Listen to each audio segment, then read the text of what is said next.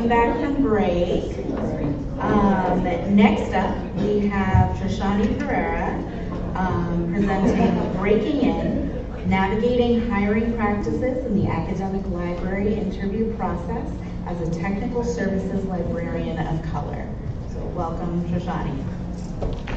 Great, thank you all. Thank you so much for having me and giving the opportunity to present virtually. Good morning. My name is Treshani Perera. I'm the Music and Fine Arts Cataloging Librarian at the University of Kentucky. I've been in this position since January 2018. And today I'm going to talk about my experience as a librarian of color, navigating hiring practices and the interview process as a technical services librarian, more specifically as a cataloger. So I'd be addressing quite a few tips and tricks for a tech services position, but many of these would apply to other library and archives positions as well. The reason I wanted to focus on tech services for this session specifically was because when I was an NLIS student, there were hardly any resources to help with the job search process for tech services positions. So that got me to think about what would be helpful for others to know before interviewing for tech services academic librarian positions, especially for those coming from marginalized groups. So I also want to point out the significance of my choice of words for this title, breaking in. I often felt like there was no direct path to a tech services position.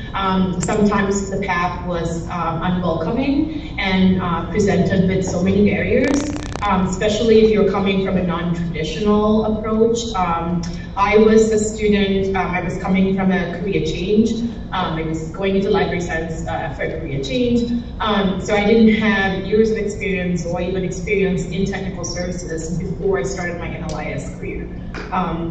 So many of the hiring practices and even the interview process sometimes assume that you have had these years of experiences. The language in your job description also assumes that, the years of experience. So it did sometimes feel like I was breaking in, making a forceful entry into this path of librarianship. So I just want to kind of point that out. Also, having said that, I'm going to focus on kind of three main areas today in my presentation. So first, I'll be talking a little bit about the hiring practices and the interview process itself for a technical service position. Much of this will apply to academic librarianship in general. Also, I'm hoping to discuss how hiring practices in academic libraries don't always take into account the considerations of financial and socioeconomic status of students, part-time workers, and those that are currently not working in the field. These are very real issues to consider, and in my opinion, there are severe social injustices built into academic library hiring practices. As a person of color and first-generation American, I also want to talk about how to address issues of diversity, equity, and inclusion during the job interview process. It was important for me to identify a place where I can thrive as a person of color, to find a prospective employer that either acknowledged and did something to change diversity representation within the library, and or was explicit about DEI as part of the library's strategic plan. So I'll talk a little bit about how to identify and prepare to bring these up during an interview. The third part I'd like to address is how to navigate the first few months of your academic library job. Again, some focus on technical services. I'll also address issues when it comes to personal issues, making decisions while trying to figure out the hierarchies and built-in bureaucracies at your new institution, and getting a sense of institutional culture in general while you're trying to adjust to a new position. I got lots of real-world stuff. So I was looking at the Twitter feed for yesterday's session, and I feel like I need to start by saying this since the session is going to be recorded. I'm not sure if I'm going to cover stuff that's going to be earth-shattering or groundbreaking. You may already know much of the content from your own mentors and supervisors and peers, but I now have a certain level of privilege and power after going through this process to enlighten others And that's a privilege that I take seriously. However, I also have to openly say that due to personal reasons, I'm not completely comfortable at this point to call out institutions that have injustices built into their hiring practices. I do not have that place of privilege and power yet, even though I'm now a professional librarian. I'd rather not go into detail, but I can assure you it is along the lines of being tired of always opening up and feeling vulnerable about my personal narrative and experiences as a person of color. So I felt like I need to acknowledge that, and I do apologize if my presentation comes across as a watered down delivery about the struggles I went through. Hopefully, what I'm about to say would give some info for you to consider about your own job search process, whether you are a person of color or identify yourself as part of an underrepresented or marginalized group. So I kind of want to start at the top and cover some basics about the hiring process for an academic library position. So just start with some general tips, just reading the job description and really knowing what the components they're asking for. Most often you have to complete an application in addition to a resume or a CV and a cover letter. Sometimes they may ask for additional documentation. For cataloging and tech services position, it's pretty typical that they may ask essay questions. They may have essay questions to kind of get a sense of your experience and your technical skills. So do take the time to review this material and be very explicit and clear about what experiences you have. One of the struggles as an early career professional, most specifically a recent graduate, is trying to show that you have experience that is valid, even in pre-professional setting. So it is important that your resume comes across and gets that point across. If you have experience, with AACR2, RDA, Mark 21 format, so the very specific language that you want to put in very clear writing in your resume.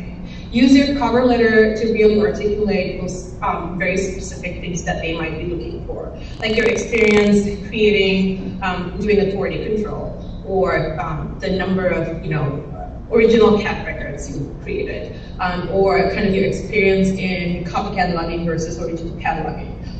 It's really important for technical positions to get that information across in your cover letter, so that a hiring manager doesn't toss your resume just because you're a current student, just because you're still getting these pre-professional experiences in cataloging. I'd love to have a real conversation someday about how those practices are, hiring practices in general in academic libraries are much more forgiving when it comes to public services positions, but a lot more difficult for technical positions.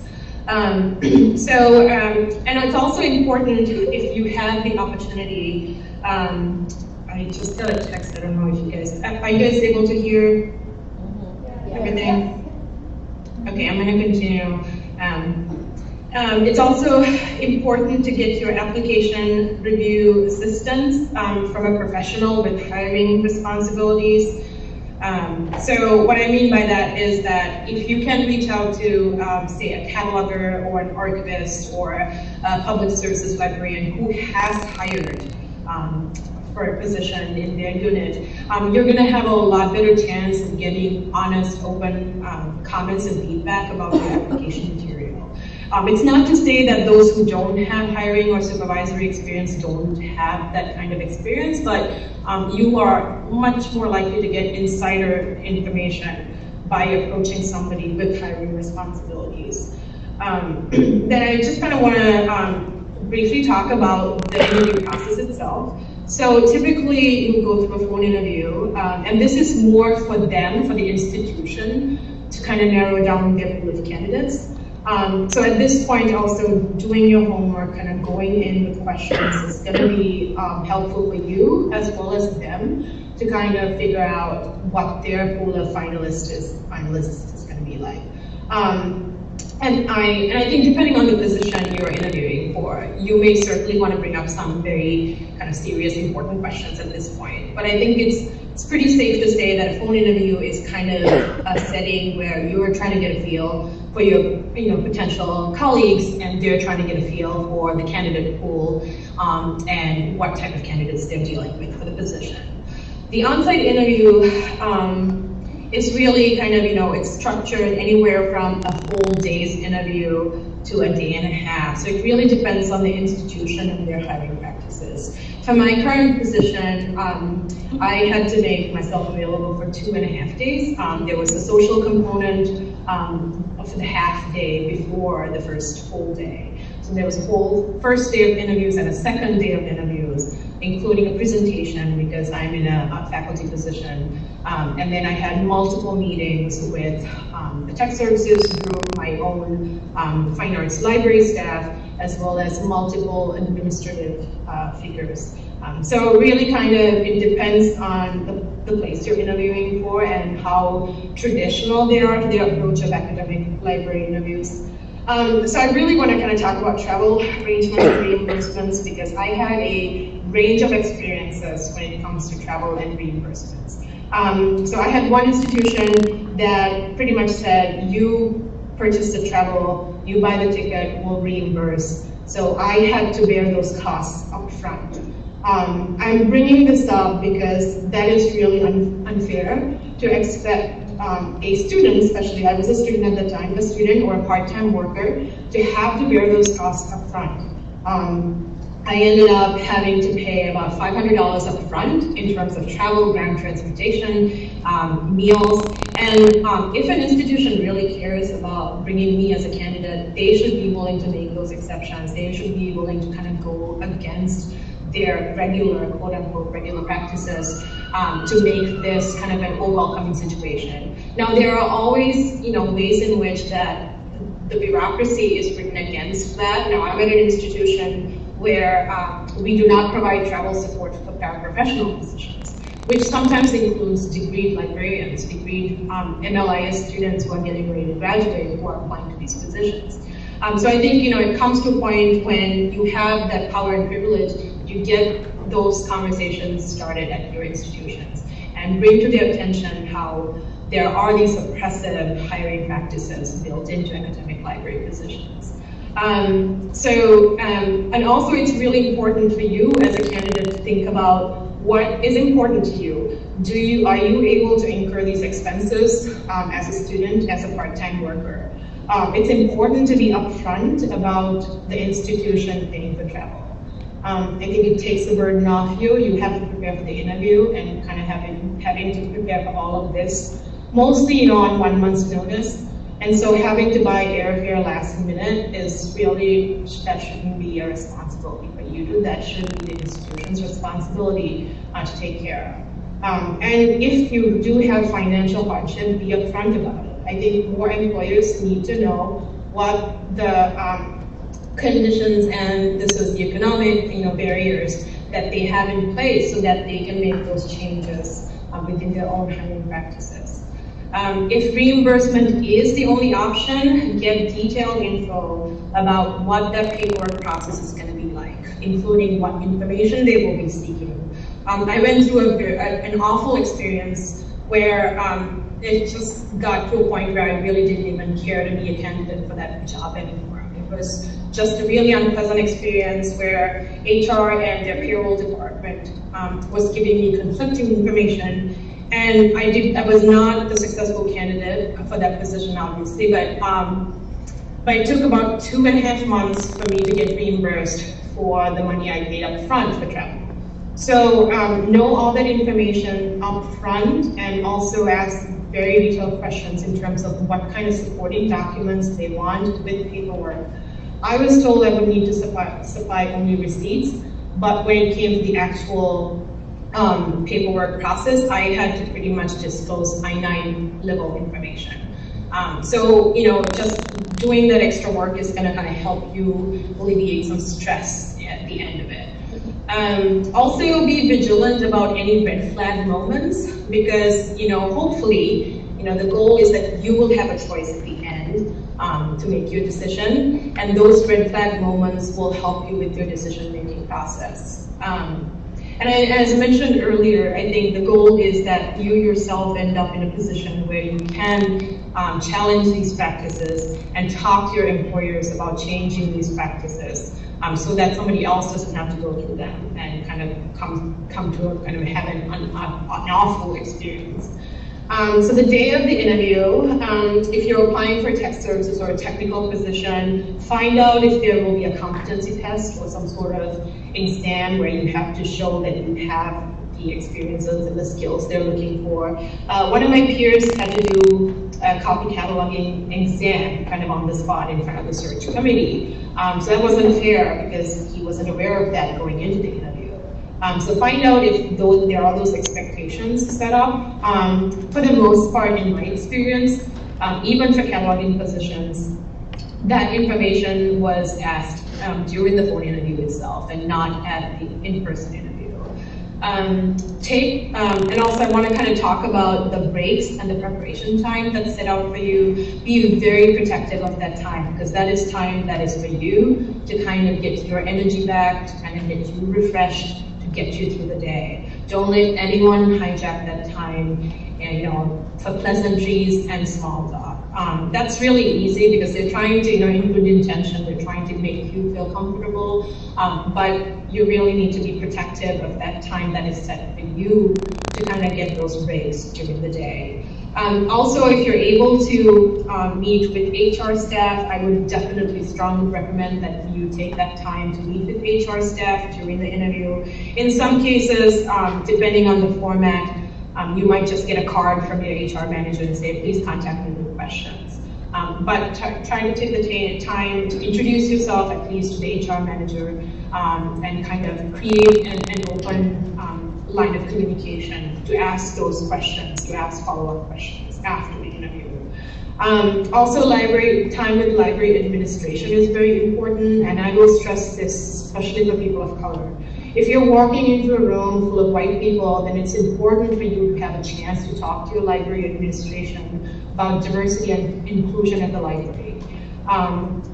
Which takes me to the next point of diversity and inclusion. When do you bring this up? How do you talk to, who do you talk to about it?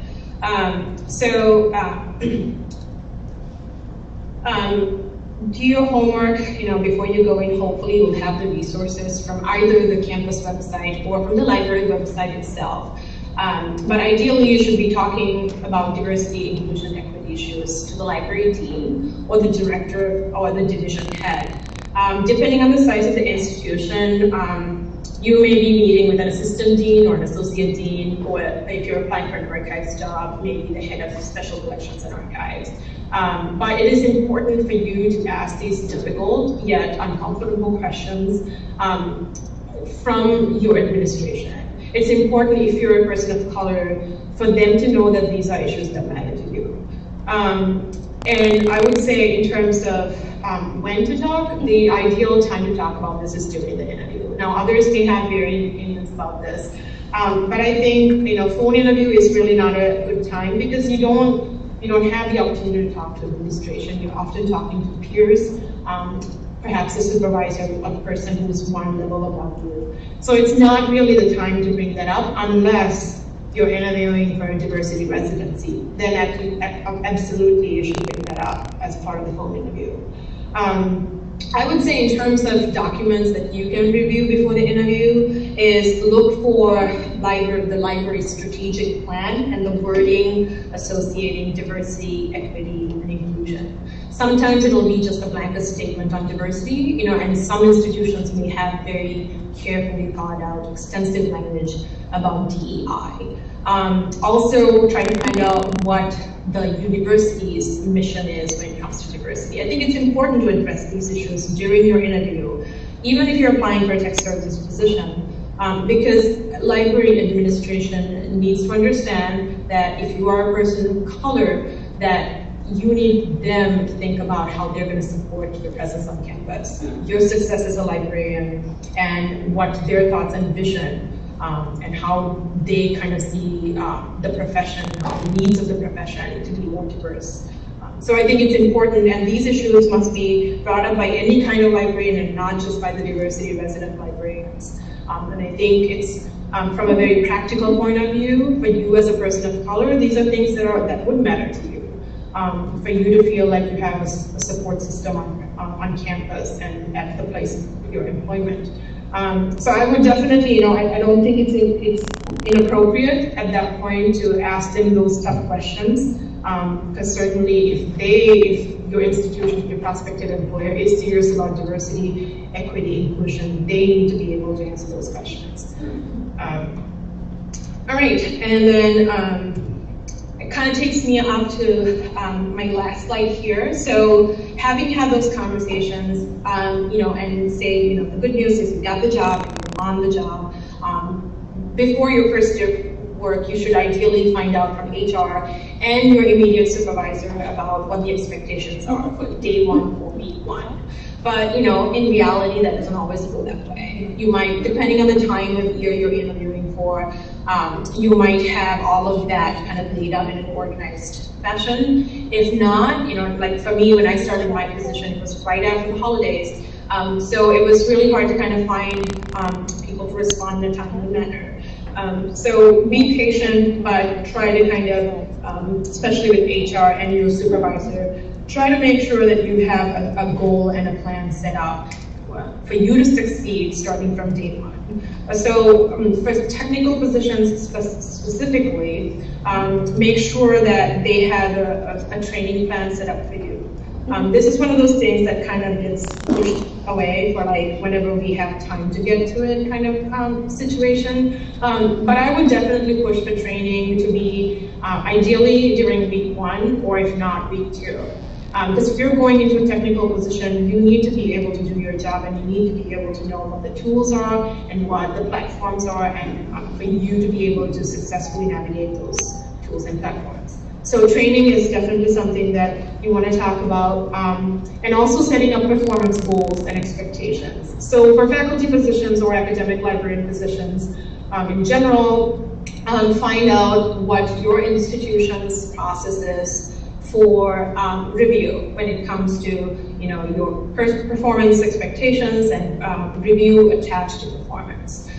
This is a conversation to have with your supervisor, because they would be the ones with the most up-to-date information about that. You can certainly bring that up with perhaps somebody, your colleagues or your peers, but your supervisor is going to be the best resource for what those expectations would be. And also important to kind of figure out what your supervisor's style is. My first library job I had as an intern, my supervisor was very much wanting to control and a micromanager. And so whereas my current position, my current supervisor is very much hands-off and gives me a lot of time and flexibility to do my own thing. And so it's important for you to realize, recognize what your supervisor's style is and their style of leadership is. And I would really say that first few weeks of your new job, invest the time and energy to get to know your supervisor. If things go wrong, they're the people who are going to come to your support and help and back you up. So it's really important to build that relationship from the very first day of your work. Also, it kind of brings me up to when things go wrong part. It is, the ideal setting is that you'll walk into a place where all your colleagues are going to be friendly and open and welcoming, but you will come across colleagues that are going to be either passive aggressive or very upfront about that they're not happy with you being in the position you are for various reasons. In my position, I was made known my first day of work that there was an internal candidate that did not get the position, and I will be working with them in the same division. So my supervisor did their part to let me know, give me that heads up. And it was important for me to communicate with her, if there was any kind of harassing situation or any kind of unpleasant situation. Fortunately, that didn't work out any of that, and we actually, things have worked out for the best for all parties involved. But it's important to kind of recognize how to tackle those personal issues as someone who's new. For somebody who's getting ready to embark on your first professional position, be prepared to, and I say this with so much feeling, so many feelings, so to say. Be prepared to constantly having to prove your worth among colleagues that are prone to make comments about how you look young, or they remind you that this is your first professional position, that you're a recent graduate. They will ask you about when you graduated. I mean, there are all these comments that essentially, has nothing to do with how you do the job. But these are the unconscious biases and the generational biases that do take place in a workplace. So be sensitive to that, and sometimes you just have to pick and choose your battles. And it's not worth fighting over every little thing. So especially in a tech services position, it is very typical that you will find that there are staff members who had years of experience without an MLS versus librarians who have MLS with relatively fewer years of experience. And it's not something you can figure out in the first few weeks or months of your job, but over time you're going to learn how to be diplomatic about those issues and identifying the tone of conversation in that setting. I wish I could tell you there's a preferred method, but I think it really comes down to you knowing your institutional culture and how to talk with kind of different parties in your division. And I know my experience is certainly in tech services because that's where I am right now. But I'm sure that could be said across in other divisions, whether it's libraries, research and instruction, reference instruction, or in archives. So again, like investing your initial few months, initial few weeks to establishing a strong relationship with your supervisor is going to be key. So let's talk about, if you don't have that setting, if your supervisor is not going to be that friendly or open to being collegial and approachable, what do you do? In this case, my advice would be to reach out to an external support system. So take the time to create a community of support outside of your institution. You may have allies and colleagues that are going to be supportive of the work you do, but it's also important to reach out to others who don't have any stakes or pressure to be diplomatic. If you're a person of color, I would strongly encourage you to reach out to other librarians and archivists or professionals in those groups. For me personally, it's been the Be Here group that's been kind of really supported me through my personal struggles during the interview and hiring process. And also keep in mind that just because you moved on to a new professional position doesn't mean your professional ties before that have to end. I'm now getting used to a new position and the expectations and the policies and the procedures that are different from the way I was working or the way I was trained as a cataloger. It's important to kind of have a sense of openness to say, I can still go back to my former mentors and supervisors and ask for support. They're definitely there to support you and help you succeed. So you don't really need to feel like, oh, I'm now done as a student, I kind of move on as a professional now. Reach out to them for support, reach out to your previous supervisors and mentors for support. For me, recently I had to go through an original CAP record and I reached out to my previous supervisor to ask for review. And they're there to help you, and there are lots of people who are going to help you succeed. I think that's important to stress that. But also do know that there are others who will expect you to fail and who will expect you to have to prove yourself. So going into the professional field, knowing those realistic expectations is important for you to prepare yourself as a professional. Another thing I would kind of bring out kind of as wrapping up comments here is service expectations. So as an academic librarian, you're probably going to have service expectations either to your profession or to the library or to the campus. So find out what those commitments are, and find out what those, what kind of percentage of your job responsibility or your position is going to be committed to that. And I would personally, this is something that I'm practicing with great difficulty, is to kind of limit yourself not to go all in all at once. It's important when you're in a new position, you're trying to figure out a lot of things on your own, to kind of give yourself the time and space to take on projects that matter to you. So find like maybe 1 or 2 committees that you're really interested in, and it's also important not to stretch yourself too thin.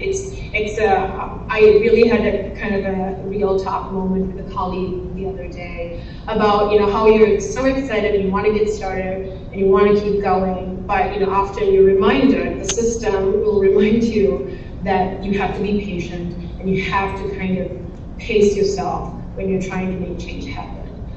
So it's important that you kind of be kind to yourself through this process too.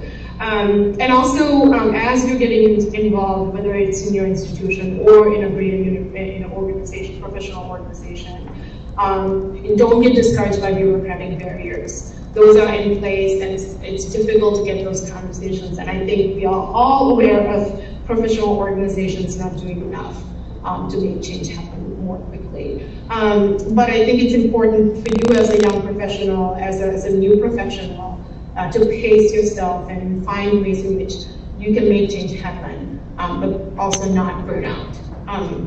So those are pretty much the comments I have and my kind of thoughts I had to share. And I think hopefully we have a few minutes for questions. And if not, please feel free to reach out. There's my Twitter handle, and as well as my email. I'd be happy to take any questions, even after the sessions. But if we have time, certainly open questions now. We definitely have questions or time, sorry, we have time. And questions. So let's get started with that. Nancy, do you want to take it? And then Gabby? Hi, Treshani. Thank you so much for your presentation. As someone interested in technical services, it was really helpful, and as a recent grad looking at jobs, I actually have a couple questions, and I'll try to make them quick. Did you experience any imposter syndrome during your search? And also, were you choosy when looking? Did you have a really specific thing in mind, and you were focused on that? Oh, I didn't unmute it.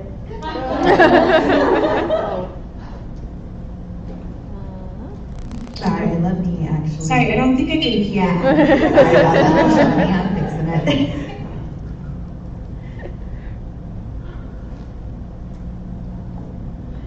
Nancy. There we go.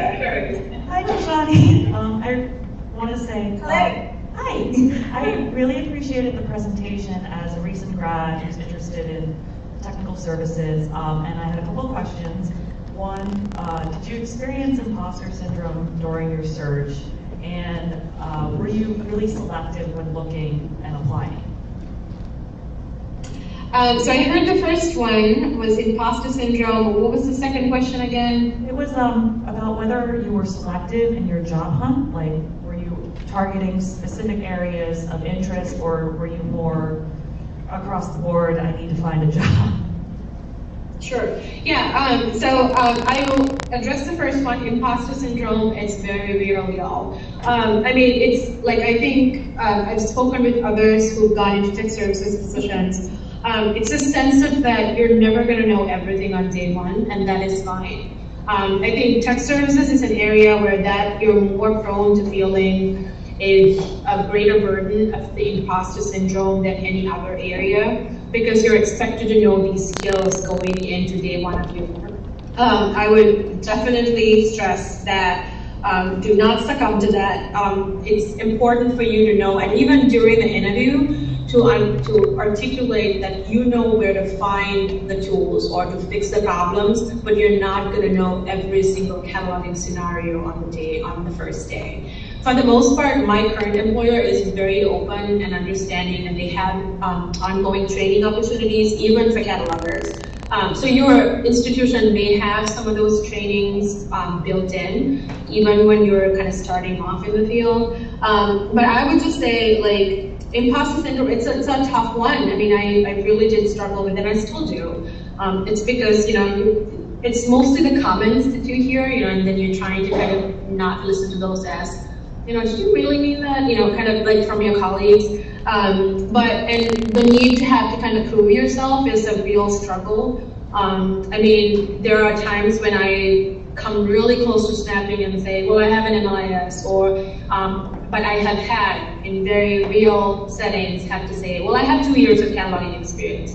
To people who are constantly trying to say, well, we do it this way, or we're used to doing things this way, kind of thing.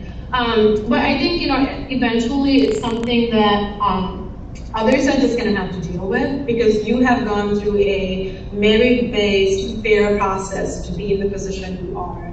You've gone through the proper channels to get to the place of recognition you have, and so just others are going to have to deal with that eventually. So I would just say, for those of you who are going into very technical type positions, just continue to pursue opportunities. It never hurts to go back and look at webinars or training opportunities just to keep your skills up to date. So never kind of take that for granted either, but don't, try. It's a hard battle. I really don't have an answer to that, except that just don't let others get to you as much as it should. And then the other one in terms of areas, well, I personally tried to keep a very generalized portfolio as an MLIS student. I had experience in archives and technical services, as well as reference instruction. And I think as a technical services librarian, you having those extra experiences is an asset, is a strength. And I would say in other ways too, if you're going into reference instruction, having had some cataloging experience is going to be a strength for you. It doesn't mean that you should have you should be put in a position of pressure to get all of those experiences. I mean, it's perfectly fine to say, I am interested in instruction and design, and that is the only thing I want to focus on. That is perfectly fine. I am very much in a specialist position. I deal with music and arts cataloging.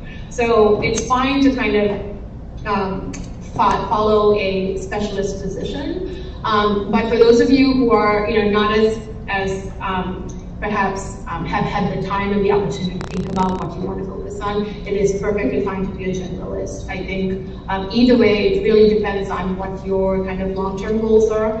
If you want to get to a leadership position, right away, or early on, it may be to your advantage of going to a specialist position. But I could say the same thing for the generalist. Having a general kind of experience would help you to get to an administrative position and be a lot more reflective about how the different components in a library speak to each other or not. So I think there are definitely strengths to anything. Certainly there are certain career tracks that will focus on specialist kind of interests. So if you want to be a processing archivist, you probably want to focus on processing and try to get as much experience in processing. If you want to be a cataloger, you want to kind of get as much experience as possible in cataloging. So I think it really is up to you. But if you're in an undecided place, I would say keep a pretty open and general portfolio, and that's going to serve you well.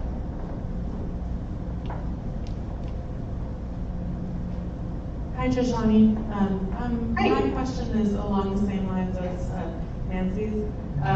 It's kind of a continuation, I guess. So I'm also thinking about the people who are recent grads or who are about to graduate and they're on their job search right now. And I'm wondering if you think that these people should focus their efforts on still asking these questions about diversity and inclusion when they're in the interview process, or if they should take what they can get and then try to make change while they're in. Because it seems like the competition for getting a job right now is intense. Right, yeah, could you just repeat the question more time? Sorry, I don't know, there was a little bit of breaking up. That's right. So my question is, should we be asking these questions about diversity and inclusion even when we're desperate to get a position and just keeping it general, or should we get the position that we can get at the time and then have this discussion?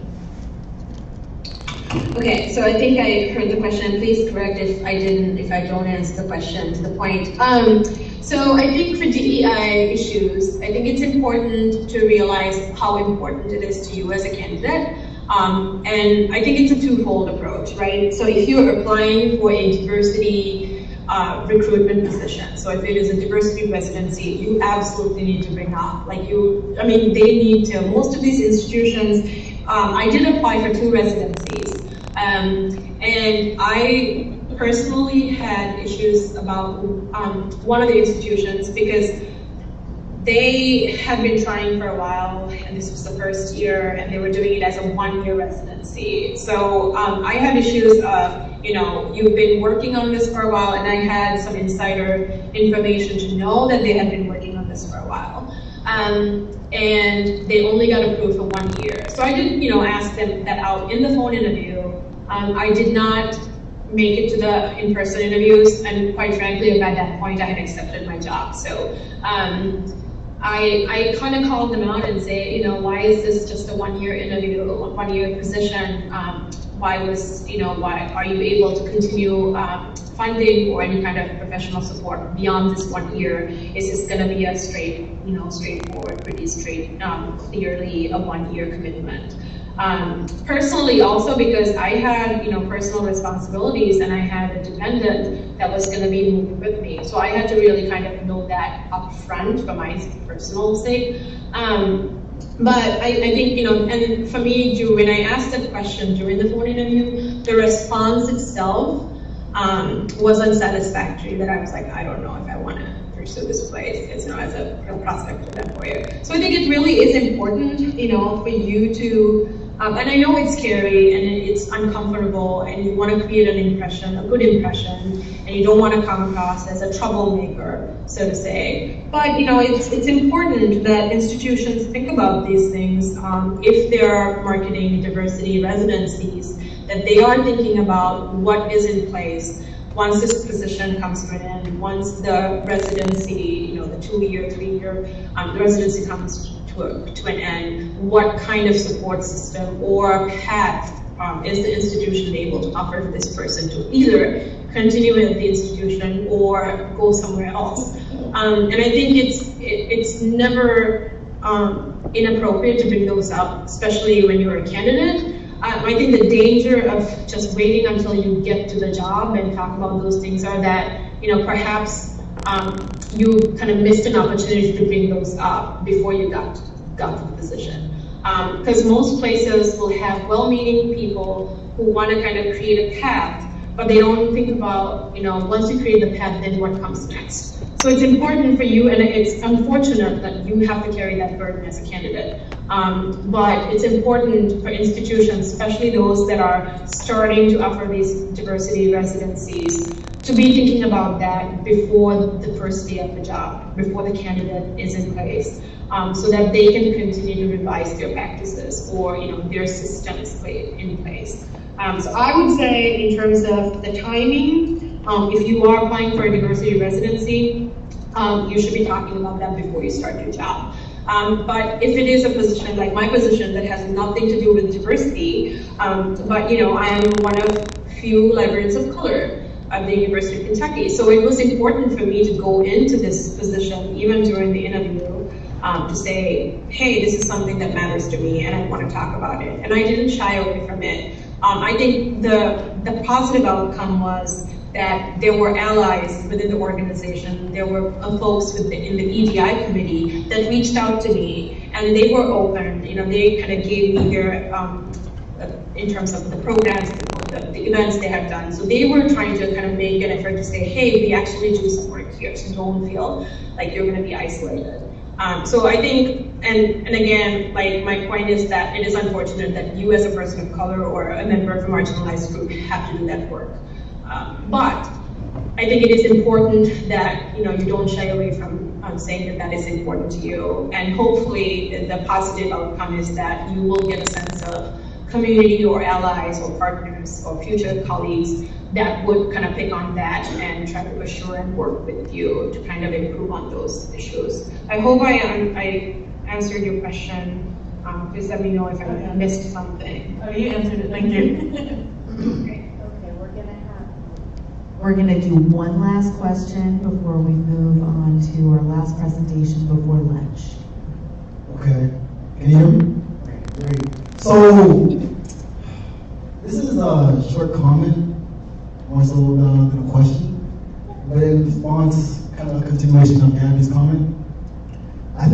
instead of picking up this in like a desperate framework, like I'm desperate for a job, I think we need to like flip this, you know, on its head.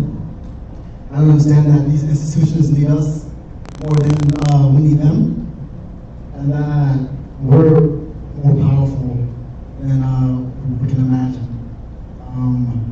There's no need to adjust our principles. From the get-go, they need to know where we're coming from, what we're here to accomplish, and if they have a problem with that, then why would you want to work at that institution? You know? So that's my comment.